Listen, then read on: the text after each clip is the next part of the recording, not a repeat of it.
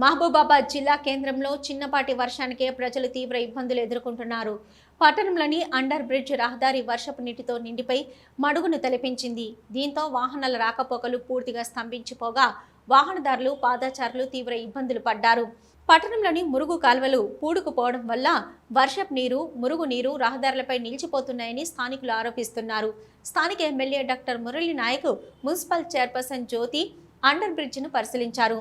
త్వరితగతిన మురుగునీరు ప్రవహించేలా మరమ్మతులు చేపట్టి రాకపోకలు కొనసాగించేలా చర్యలు చేపడుతున్నామన్నారు. వర్షాల కారణంగా మహబూబాబాద్ పట్టణానికి సంబంధించినటువంటి పాత బజార్కి కొత్త బజార్కి ఉన్నటువంటి కమ్యూనికేషన్ ఆర్యూబీ పడ్డ వర్షాలకు మొత్తం ఆర్యూబీ మొత్తం నిండిపోయింది.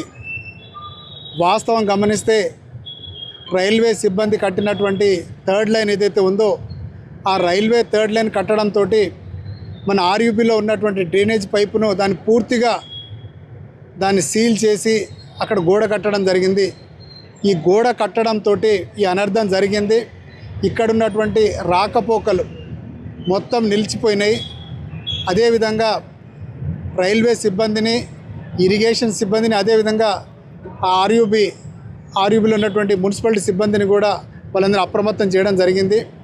ముఖ్యంగా పెద్ద వర్షాలు పడితే ఇంక తీవ్ర ఇబ్బందులకు గురవుతాం కాబట్టి రైల్వే యాజమాన్యాన్ని కూడా ఒక రిప్రజెంటేషన్ ఇచ్చి ఇటువంటి పెద్ద వర్షాలు పడ్డా కూడా ఎటువంటి ఇబ్బందులు కలగకుండా మనకి ఏదైతే డ్రైనేజ్ పైప్ ఉందో ఆ డ్రైనేజ్ పైపును కూడా మొత్తం దాన్ని ఓపెన్ చేసి మళ్ళీ తిరిగి యథావేచ్ఛగా ఇక్కడ ఉన్నటువంటి నీళ్లు బయటకు వెళ్ళే విధంగా చూడాలని చెప్పేసి ఇక్కడ ఉన్నటువంటి మున్సిపల్ సిబ్బందికి, అదేవిధంగా రైల్వే సిబ్బందిని కూడా కోరడం జరిగింది.